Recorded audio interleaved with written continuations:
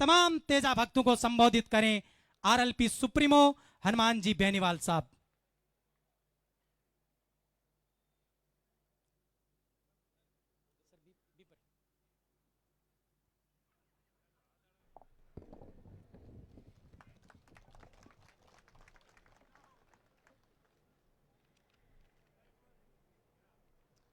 सबसे पहले तो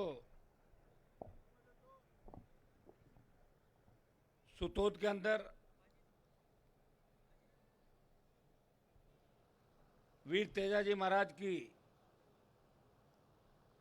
51 फीट ऊंची प्रतिमा और धर्मशाला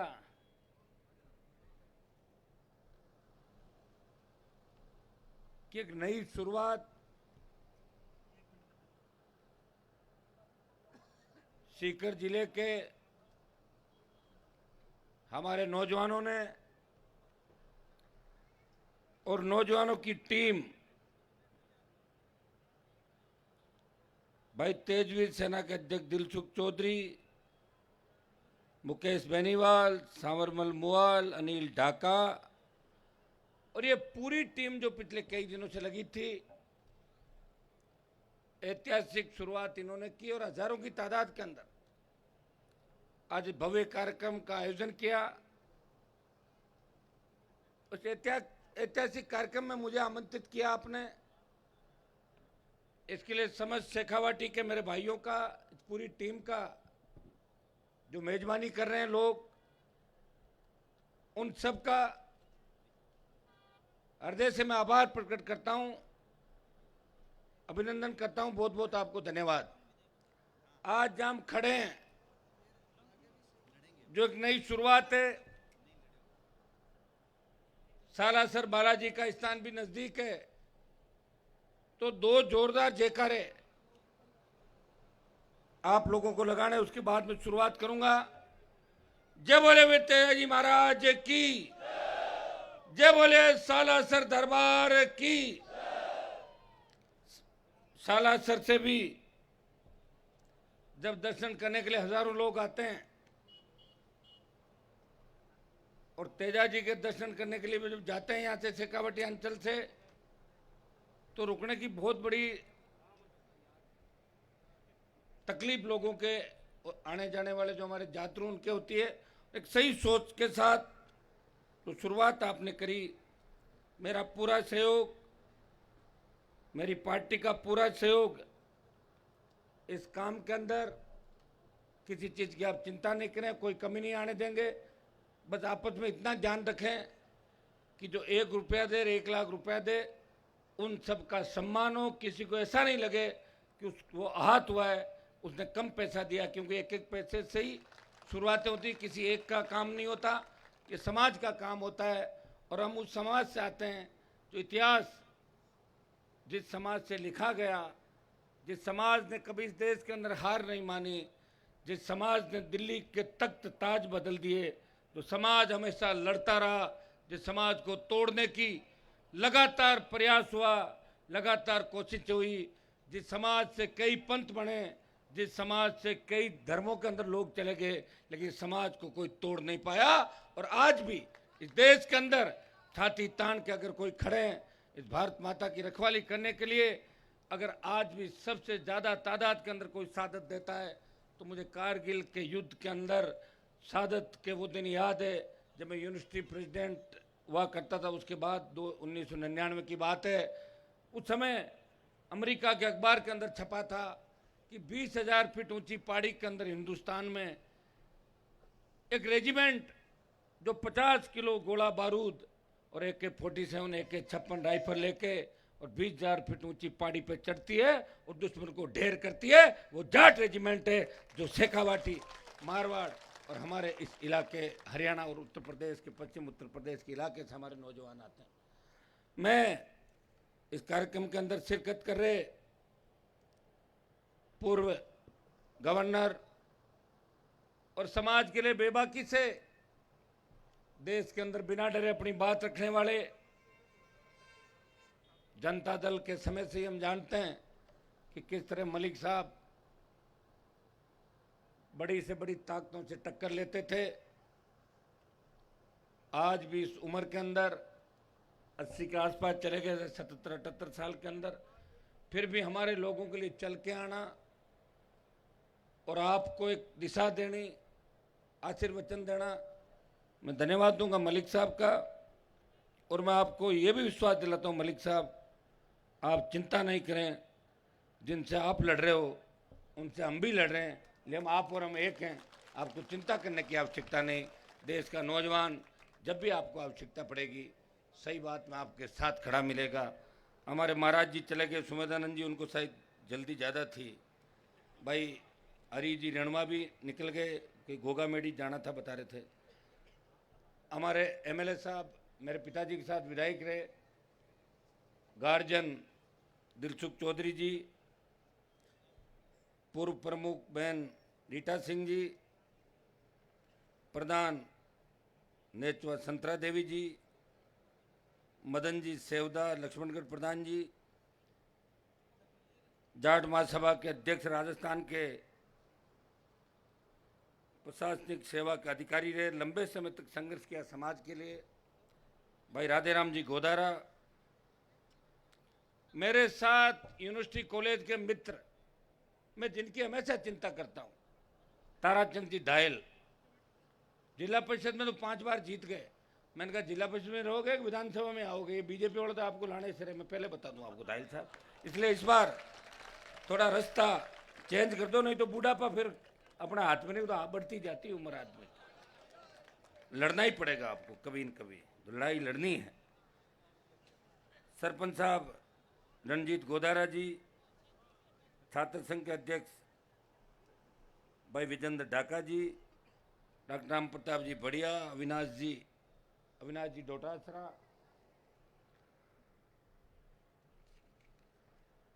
विजयपाल बगड़िया, छोटे भाई, उस जमाने शायद विजयपाल के कॉलेज के उद्घाटन में आया था लास्ट बार, उसके बाद एस कल्याण कॉलेज में नहीं गया था मैं। विजयपाल बहुत मजबूत नौजवान लड़का है। श्री राम बिजानिया, ये भी मुझे कह रहे थे कि भाई साहब धीरे चल रहे हो, मैंने कहा इससे ज़्यादा तेज चलोगे तो कहीं बाहर नहीं चला जाऊँ राजस्थान के, ये भी ध्यान रखना। तो ठीक चल रहा हूँ, धीरे नहीं चल रहा हूँ, मैं ही चल रहा हूँ, चल कौन रहा दूसरा, आप ये बताओ। जिला अध्यक्ष महेंद्र डोरवाल जी, भाई हमारा एलपी के स्वच्छता अभियान के संयोजक विकास पचार, मुकुल खिचड़, राजस्थान यूनिवर्सिटी के हमारे नेता छोटे भाई, छात्र संघ चुनाव कराने के लिए पूरी टीम अभी जी जान से लगी हुई है, छोटे भाई महेश चौधरी, प्रशांत ढाका, मुकेश गढ़वाल, हमारी सरोज जी, सम्मानित मंच, उपस्थित हजारों की तादाद में, सीताराम जी नाइक, हमारे बैठ जाओ नाइक साहब, बिराजो, मोजीज बुजुर्गों, नौजवान साथियों, माताओं बहनों, प्यारे बच्चों, अच्छा लगा आपके बीच आके। और जो कल्पना हमने 20 साल पहले की, 15 साल पहले की, कि जब तक एक जयकारे के साथ हम खड़े नहीं होंगे, जब तक एक जयकारा हमारा नहीं होगा, तब तक सत्ता पे हमारा कब्जा नहीं हो सकता।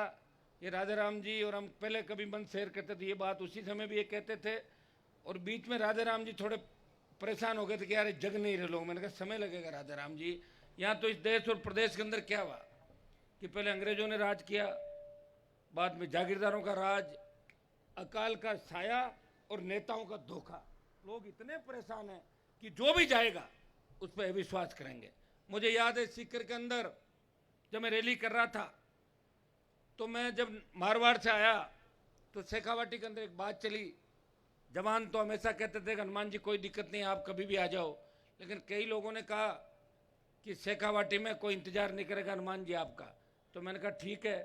फिर मैं कई बार 7-8 बजे के प्रोग्राम होते थे तो मैं कहता भाई अगले प्रोग्राम पोस्टपोन कर दो, लेट हो गए। अब लेट तो हो जाते हैं, आपको पता लेट तो मेरे साथ जुड़ा हुआ है, मेरी शादी भी लेट हुई थी, आपको ध्यान है इस चीज़ का, तो मैं लेट हो जाता हूँ, चलते क्या करूँ बताओ मुझे। चलते चलते चलते चलते इतना प्यार करते हैं बच्चे, सड़कों पे गांव के अंदर फोटो नहीं खींचाओ तो नाराज, अगर किसी को साथ नहीं बिठाओ सेल्फी लो तो नाराज, लेट हो जाता हूँ। तो जब मैं सीकर के अंदर आया था तो सीकर में लक्ष्मणगढ़ इलाके के अंदर में था, और वहाँ पे 7 बजे बाद कहता साहब 9 बजे तक आ जाओ, आप 11 बजे तक आ जाओ, 1 बजे तक आ जाओ, 2 बजे तक आ जाओ, और 3-3 बजे तक शेखावाटी के किसानों ने, माताओं ने और जवानों ने हनुमान बेनीवाल को मजबूती दी। और एक बात उस समय माताओं ने कही थी, किसानों ने कहा था कि हनुमान भाया थारे सागे चाल छा, लेकिन धोखो मत दीजिए माना, क्योंकि बार बार धोखा खाया। और उसी का परिणाम हुआ कि बड़ी संख्या के अंदर होते हुए भी हम सत्ता पे कब्जा नहीं कर सके। उत्तर प्रदेश हमारे हाथ में आया था, देश के सर्वोच्च पद में हम बैठे, हरियाणा हाथ में आया, दिल्ली भी आई, लेकिन राजस्थान की सत्ता के शिखर पे आप कभी नहीं बैठे। सिर्फ वोट डालने का काम किया या रैलियों के अंदर भीड़ जुटाने का काम किया। यही काम लगातार 70 साल से चल रहा है। भाइयों, इतना ही विश्वास दिला सकता हूं कि सत्ता 2003 से लेकर पिछले 20 साल के अंदर सत्ता मेरे पीछे पीछे घूमती रही और मैं आगे आगे चलता रहा। जब इच्छा हो सरकार में शामिल हो सकता हूं, चाहूं तो दिल्ली की सरकार में, चाहूं तो स्टेट की सरकार में। लेकिन हनुमान बेनीवाल ने प्रण लिया था, मैंने वचन दिया था राजस्थान के किसानों जवानों को, जब भी आपको मेरी आवश्यकता होगी, हनुमान बेनीवाल की आरएलपी पार्टी जो जय जवान जय किसान के नारे के साथ बनी थी, जिसका गठन कर्ज मुक्त किसान, जवान को रोजगार, मजबूत लोकायुक्त, अपराध मुक्त भय मुक्त राजस्थान के नारे के साथ हुआ था। जब देश का किसान तकलीफ के अंदर था, तब हरियाणा उत्तर प्रदेश के किसान नेताओं ने कहा, हनुमान जी हमारे सारे सांसद भारतीय जनता पार्टी में हैं, अगर एक व्यक्ति को उम्मीद की किरण किसी में दिखती है तो देश का एकमात्र सांसद हनुमान बेनीवाल है, जो एक यूनिवर्सिटी से चल के किसान का बेटा यहाँ तक पहुंचा है। अगर आप इस NH 8 को जाम कर दो, जयपुर दिल्ली के राजमार्ग को, तो हमें बहुत बड़ी ऊर्जा मिलेगी। भाइयों, मोदी की सत्ता को ठोकर मार के अगर NH 8 को जाम करके एनडीए किसी ने उत्तर भारत में छोड़ा, वो नागौर का सांसद था जिसने इस कौम का मान और सम्मान इस देश के अंदर बढ़ाया। और जब अग्निपथ आया, जब सेना के सम्मान को ठेस लगी, जब सेना को ठेके पे दे दिया, देश का कोई सांसद नहीं बोला।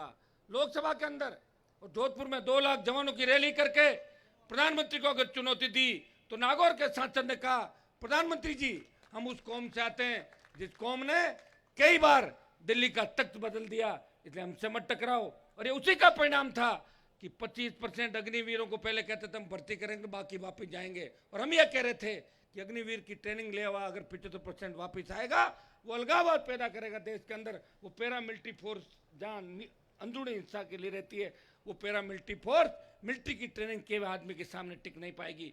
भाइयों, इस दबाव का परिणाम यह हुआ कि 50% पे आ गए, कि 50% को वहीं शिफ्ट कर देंगे।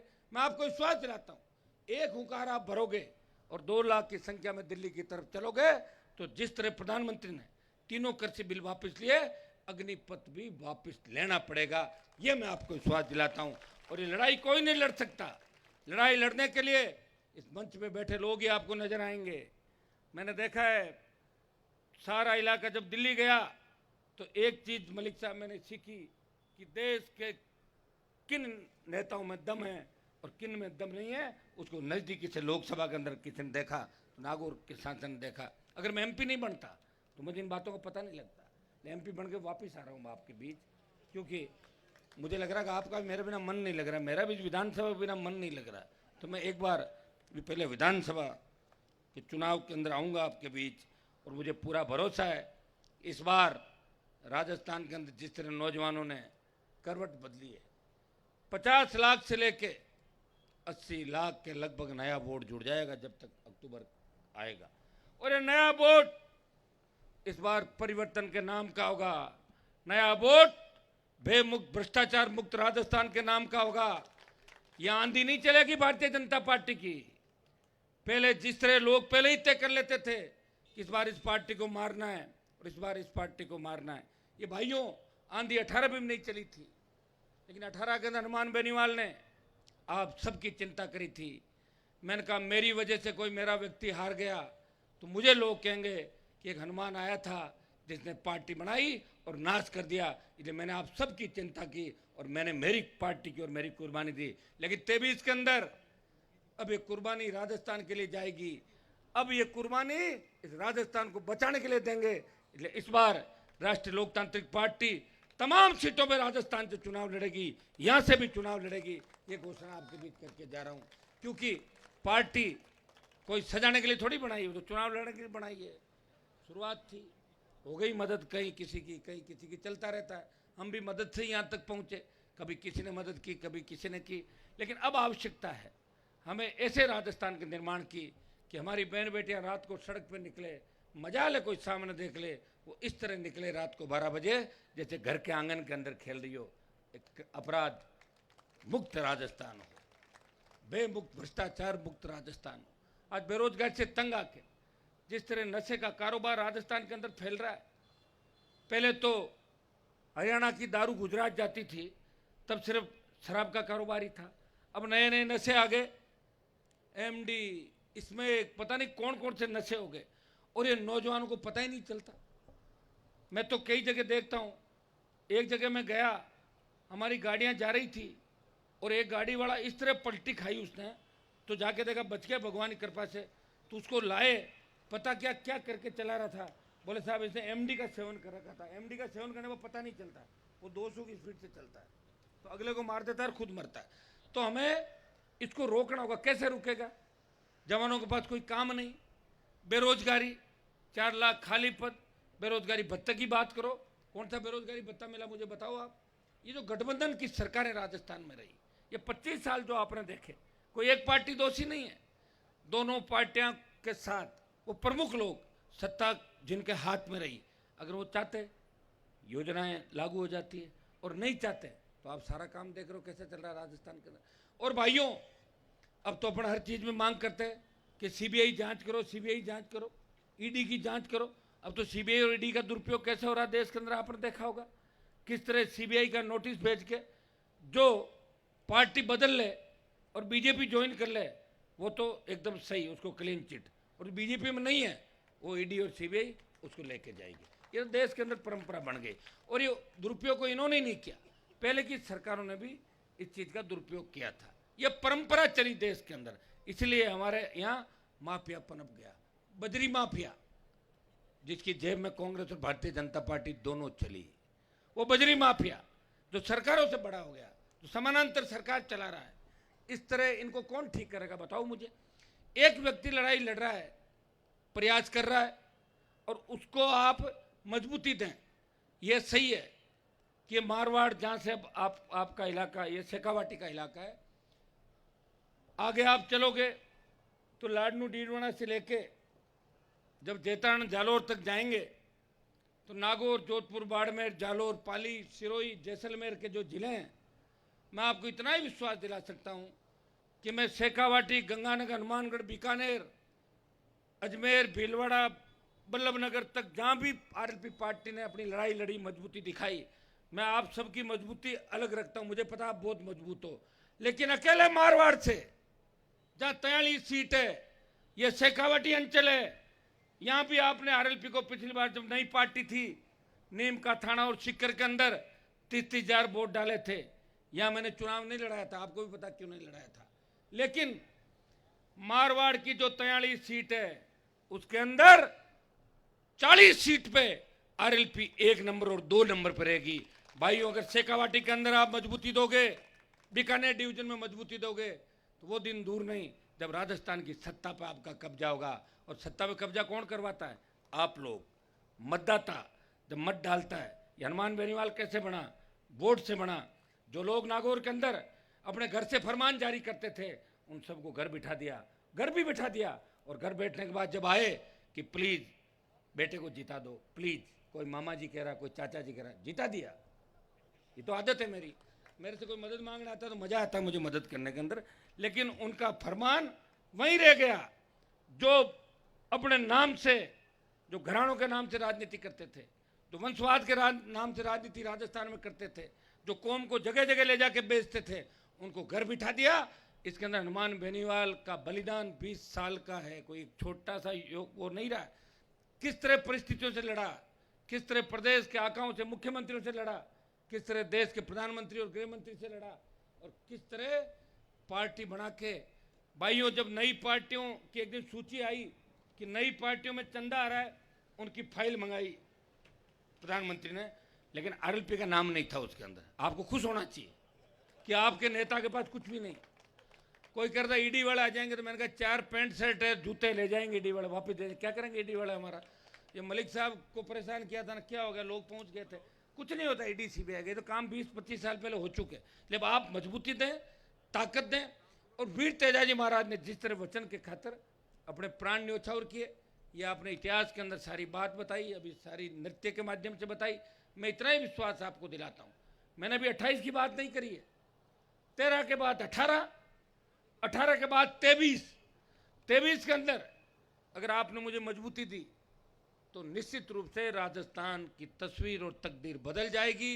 राजस्थान के अंदर इस तरह नौजवान जो गैंगवार की घटनाएं राजस्थान में हुई, जहाँ हमारे अंचल के कई किसान के बेटों को हमने खो दिया, शेखावाटी के, नागौर के, वो क्या कारण रहे? सरकारी संरक्षण रहा अपराधियों को, सरकार संरक्षण देती थी। उस वक्त एक ही व्यक्ति आपके लिए सड़क पे खड़ा रहता था, जान हथेली पे रख के, वो नागौर का सांसद था, पहले भी खड़ा था, आज भी खड़ा है, जो अकेला था। एक से कुनबा बढ़ाया, सांसद बना, 3 विधायक, 5 प्रधान और एक म्यूनसिपलिटी का चेयरमैन भी आप लोगों ने बनाया। मैं इतना ही विश्वास आपको दिलाता हूँ, राजनीति के अंदर सत्ता जब तक हाथ में नहीं होती तब तक आप बात कर सकते हो। सत्ता हाथ में जब आएगी, जब आप लोग तय कर लोगे कि हमें इस बार सत्ता पे कब्जा करना है। भाइयों, हर क्रांति का नायक नौजवान था। तांत्या टोपे मंगल पांडे से लेके भगत सिंह तक चलेंगे तो हर जगह नौजवानों ने क्रांति का नेतृत्व किया, और भगत सिंह की ललकार ने अंग्रेजों को भगा दिया। हमारे पास सबसे बड़ी ताकत जवानों की है, और राजा राम जी ने बताया कि जवान अगर साथ है तो हमारी हाँ में हाँ है, तो बुजुर्ग भी अपने साथ हो जाएंगे। वैसे बुजुर्ग कोई होता ही नहीं मलिक साहब, मैं तो बुजुर्ग किसी को नहीं मानता, क्योंकि वसुंधरा जी 70 साल की खुद अभी कह रहे हम जवान हैं सारे, तो फिर बुजुर्ग कौन हुआ? बुजुर्ग नहीं। बुजुर्ग का मुझे लग रहा है कि ये शब्द ही हटाना पड़ेगा, सारे ही जवान हैं। और ये भी सही है, राजा राम जी ने कहा कि आदमी बुढ़ा होता ही नहीं, अभी कहा था, सही बात है।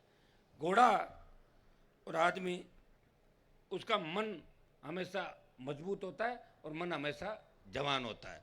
इसलिए आप सबको, जवानों को चलना भगत सिंह की भूमिका के अंदर, और माताएं बहनें जिस तरह आशीर्वाद दे रही है, और शेखावाटी की माताएं बहनें जिस तरह हमारा इतिहास रहा, शेखावाटी का लड़ाका इतिहास, सामंतवाद के खिलाफ लड़ाई की शुरुआत करी, और बॉर्डर पे सबसे ज़्यादा सादत देने वाली हमारी शेखावाटी।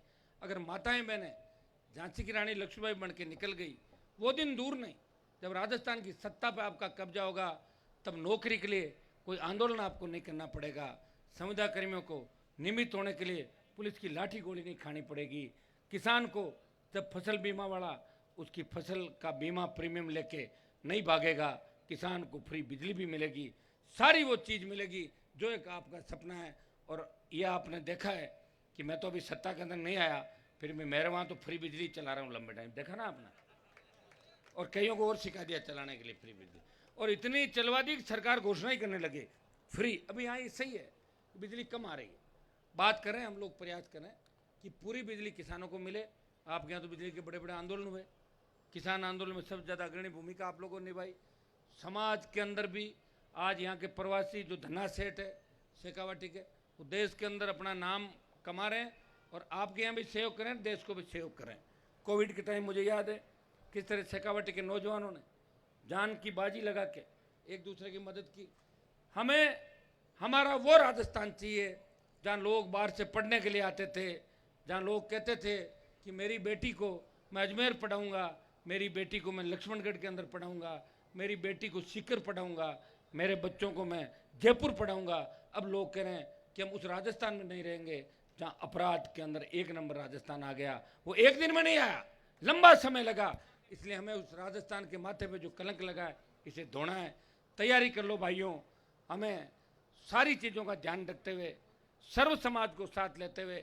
लोग मेरे पे जातिवाद का आरोप लगाते हैं, लेकिन आप देख रहे हैं राजस्थान के अंदर अगर किसी भी जाति को पीड़ा होती है, हनुमान बेनीवाल सबसे पहले पहुंचता है। इस लोकसभा के अंदर भी, चाहे ट्राइबल का मामला हो, चाहे शेड्यूल कास्ट पर अत्याचारों की बात हो, चाहे गुजर आंदोलन, हरियाणा के जाट आरक्षण आंदोलन के अंदर जो मुकदमे दर्ज हुए, उनके मुकदमे वापस लेने की अगर कोई बात करता हो, रेजिमेंट की कोई बात करता हो, जाट, मुस्लिम, मेघवाल, मीणा, गुजर, यादव, माली इनको हाईकोर्ट जज बनाने की बात लोकसभा के अंदर कोई करता हो, वो नागौर का सांसद है जो अपनी जाति के साथ ओबीसी, सर्व समाज, एससी एसटी को भी साथ लेकर हमेशा चलता है। और उसी का परिणाम है कि पार्टी बना के एक आदमी चला, जब सरकार गिर रही थी तो सारी पार्टियां टूट गई। बीटीपी चली गई कांग्रेस के अंदर, बसपा का पूरा विलय हो गया, हाथी समेत कांग्रेस के अंदर बसपा चली गई थी, लोकदल चला गया, दूसरे चले गए। लेकिन हनुमान बेनीवाल जिसने आरएलपी पार्टी बनाई आपके संघर्ष से, आशीर्वाद से, उसकी पार्टी कभी बाड़ेबंदी के अंदर नहीं रही। वो तीनों विधायक उसी तरह घूमते रहे जिस तरह वो चुन के शपथ लेके आए थे। वो किसी बाड़े और होटल के अंदर नहीं रहते।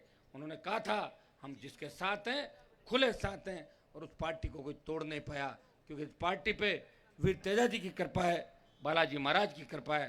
और ये पार्टी बनी इसलिए कि राजस्थान में इन दोनों पार्टियों को ऑपरेशन करेगी राष्ट्रीय लोकतांत्रिक पार्टी। और मैं आपको धन्यवाद दूंगा, चूंकि ये राजनीतिक मंच नहीं है, लेकिन मैं अगर आया और थोड़ी सी राजनीतिक बात नहीं कहूँ तो फिर टाइम खराब करने का कोई फायदा नहीं, ये भी आप जानते हो। तो मेरी राजनीतिक संदेश मैंने आपको दे दिया। भाजपा को भी रोकना है, इस बात का ध्यान आपको रखना। बैठे बैठे 125 सीट मत दे देना, नहीं तो 5 साल तकलीफ पाओगे। मैं तो जीत के आ जाऊंगा, लड़ता रहूंगा, फिर ये मत कहना कि ये कर दो और वो कर दो। लड़ाई में कोई दिक्कत नहीं, लड़ेंगे हम, पहले भी लड़े थे, आगे भी लड़ेंगे। इसलिए हर चीज़ को सोचना समझना है। ताराचंद जी की आप चिंता मत करो, ये जितने बीजेपी के अंदर से हैं उतने हमारे भी है। अब आप इनकी तरफ मत देखो, आप जी बैठे हैं। इन्होंने कहा कि मैं तो पूरा भाषण सुनूंगा, हनुमान जी का भी सुनूंगा और मलिक साहब क्या कहते हैं वो भी सुनूंगा आज, इसलिए इनको बिठा रखा हमने बीजेपी के प्रतिनिधि के तौर पर। आप सबको, पूरी टीम को, कि शेखावाटी के अंदर वीर तेजाजी महाराज की भव्य प्रतिमा लगा के जो आप संदेश पूरे देश और विश्व के अंदर दे रहे हैं। वीर तेजाजी हमारे कुल के गौरव थे, लेकिन 36 कौम वीर तेजाजी को आराध्य देव के रूप में मानती है। 36 कौम, जो भी किसान खेती करता है वो तेजाजी को जरूर याद करता है। हे तेजाजी महाराज मुझे अच्छी फसल देना, हे तेजाजी महाराज मेरी रखवाली करना। तो तेजाजी सबके हैं और तेजाजी का जयकार हमें मिल गया। भाइयों, में खुशी इस बात की है कि धौलपुर से लेके बाड़मेर और डूंगरपुर से लेके गंगानगर, जहाँ से राधे राम जी आते हैं, वहाँ एक एक किसान का बच्चा तेजाजी के जयकारे के साथ आपको डीजे की धुन पे झूमता हुआ नजर आता है और तेजाजी के जयकारे के साथ वो सरकारों को झुकाता हुआ नजर आता है। ये आपने देखा है। आपने जो ऐतिहासिक शुरुआत शेखावाटी में की, वीर तेजा सेना अगर राजस्थान में कहीं बनी तो सबसे पहले शेखावाटी की धरती है, जब वीर तेजा सेना का गठन हुआ, तेजवीर सेना का गठन हुआ। मैं बधाई देता हूँ। एक संदेश और दूंगा कि आप सेनाएं चाहे कितनी बना लो, लेकिन आपस में लड़ो मत। अपने लोगों के साथ दिक्कत क्या है कि लंबे समय तक एकता नहीं रखते, एक दूसरे से लड़ लेते हैं, भिड़ लेते हैं। कहीं फोटो नहीं आई, मेरा नाम नहीं आया, मेरा माड़ा में नाम नहीं लिया, मुझे छापा नहीं बंधाया। मैं तो आधा टाइम इसी में लगा रहता हूँ, मनाने के अंदर आधा राजस्थान। तो लड़कों को लेकर चलना बड़ा टेढ़ा काम। किसी का फोन नहीं उठाया, एक ही जगह से फोन करेंगे। एक ने फोन किया, हो सकता है मैं कहीं बात करूँ, उसका फोन दूसरे नंबर से करेगा, उठा लो, मार लो फोन को नहीं उठाओ, ये ज्यादा है क्या, वो ठीक है। अब बताओ कितनी बड़ी प्रॉब्लम। तो आप मेरी चिंता करो, क्या मैं फोन ही उठाता रहूंगा क्या? बताओ मुझे, या तो मैं ऑपरेटर बन जाऊँ कहीं जाके जो फोन उठाने का काम करता हूँ। फिर बताओ। अरे भाइयों, फोन जब भी करो जब ज्यादा जरूरी हो, नहीं तो मैं तो मिलता ही रहता हूँ, 24 घंटे तो आपके बीच में रहता हूँ। आप ये चिंता नहीं करते मैं सोता कब हूँ। 6 बजे तक देखा क्या मुझे, सुबह 5 या 6 बजे तक घूमते हुए राजस्थान के में। तो अभी चिंता ये करो कि फोन पे बात कम करो। जिसको जरूरी काम है, कोई बीमार है फोन कर दे, पुलिस परेशान कर रही है फोन कर दे, बदमाशी कोई कर रहा है, गांव में गुंडे बदमाश आ गए फोन कर दो। अब आपके फोन के चक्कर में जरूरी फोन भी नहीं उठा पाते। कहीं हालचाल ऐसा, सूता कौन सूता 3 बजे, तो 3 बजे थोड़ा बहुत सोना भी तो दो भाई। कितना परेशान करते हो आप मुझे, इतना सो के लो तो थोड़ी करते हो। जब पायलट को तो देखा ही नहीं होगा, कहाँ चले गए वापस, मानेसर के मुख्यमंत्री बन गए क्या मुख्यमंत्री? वो वसुंधरा जी थी, उसका नंबर भी नहीं है आपके पास। तो मैं हूँ, हर समय हर जगह काम लेते हो। अच्छा वह खेत में नहीं जोता अभी तक, वो भी जोत रोज गया, चलो साहब थोड़ा सा यहाँ करो, तो खेत में ले साहब, तो भी ले लूंगा मैं तो आपके लिए, चिंता मत करो। क्योंकि मिशन 23 पूरा करना है और इसके लिए हनुमान बेनीवाल पूरी ताकत के साथ आपके साथ खड़ा है। मैं विश्वास दिलाता हूँ, धोखा नहीं दूंगा। एक बार अग्निपथ के लिए जरूर दिल्ली की ओर मूवमेंट होगा, अपना बड़ा मूवमेंट। वो जरूरी है कि नहीं है? सेना को तो बचाना है, कौन बचाएगा? कोई नहीं बचा पाएगा, है ही नहीं कोई दूसरा। हमें, बाकी पार्टी को तो चिंता है वोट की, और हमें चिंता है इस राजस्थान की और देश की। देश की चिंता भी हमारे को ही करनी होगी, क्योंकि जब जब पहले हरियाणा उत्तर प्रदेश के लोग, जब मलिक साहब हम स्कूलों में पढ़ते थे, जब सुनते थे, मेरे फादर जनता दल से आते थे, हमें पता आपका पुराना सारा। पहले हरियाणा उत्तर प्रदेश के नेताओं ने, लीडर वही थे हमारे, चरण सिंह जी, चौधरी देवीलाल। हमारे राजस्थान के नेता तो कोटपुतली के आगे जाते जाते वापिस आ जाते थे, तो डर लगता था उनको। अब देखो सारा आपके पास आ गया, यूपी हरियाणा के सारे नेता बीजेपी के अंदर चले गए। और तो और मुझे तो शर्म आती है कि जिस खट्टर सरकार ने 50 जाट के बच्चों को गोलियों से भूना, उसे अगर समर्थन किसी ने दिया तो हमारे समाज के ही उप मुख्यमंत्री बनकर सपोर्ट कर दिया। अरे उप मुख्यमंत्री अगर बनना होता तो फिर हुड्डा जी को सीएम बना देता। उप तो रहना था आपको, पूरा तो नहीं बन रहे थे। और क्या होता उप, बताओ मुझे। मैं तो उप को नहीं मानता, मुझे उप बनना होता तो 5 साल पहले ही बन जाता उप के लिए तो तैयार ही है। उप का मतलब तो समझते हो, मुख्यमंत्री पति और उप मुख्यमंत्री उसकी पत्नी, ये होता है उप का मतलब। तो बाकी बात मलिक साहब आपको बता देंगे। मैं तो एक ही विश्वास आपको दिलाता हूं कि जो मैं कहता हूं करता हूं, परवाह मैंने आज तक किसी की नहीं। बड़े बड़े दादा अपराधी हमने राजस्थान में देखे, कईयों को ठीक किया, मौका लगा कईयों को ठीक कर देंगे। बड़े बड़े नेता जो बड़ी बड़ी बातें करते थे, उनको भी जेल का रास्ता दिखाया कि नहीं दिखाया। थोड़े पीछे चले जाओ, 5, 4, 7, 60 साल, तो ध्यान है आपको सारी बातें।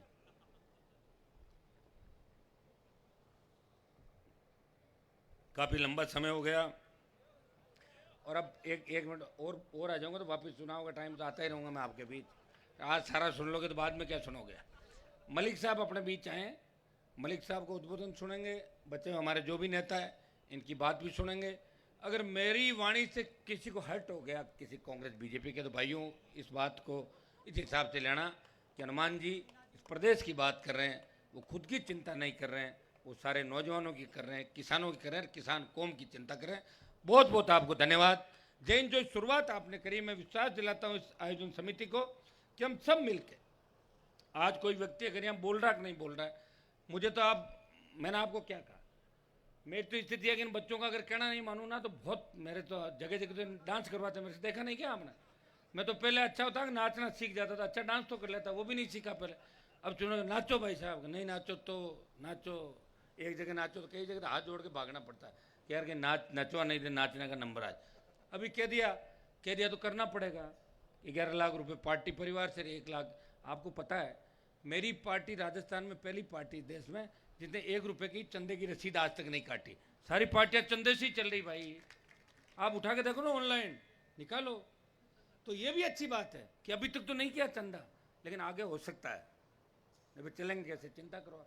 अभी किया नहीं, कोशिश ये करेंगे नहीं करें, लेकिन आवश्यकता पड़े तो आप लोग हमेशा मदद करते ही हो। रैलियों के अंदर आप लाखों की तादाद में खुद के साधनों चाहते हो, छोटी मोटी व्यवस्था मैं करता हूँ मेरी, और इसी का परिणाम है कि आज हमारी जो गूंज है राजस्थान की, आज पूरा देश, यूपी, हरियाणा, दिल्ली, मध्य प्रदेश, आपका जम्मू से लेके हर जो जवान है, किसान अपनी बिरादरी, वो एक चीज देखती है कि इस बार राजस्थान के अंदर सत्ता पे कब्जा हमारे लोगों का होगा। ये उम्मीद देश के नौजवानों को है और इस उम्मीद को पूरा हम लोग मिलकर करेंगे।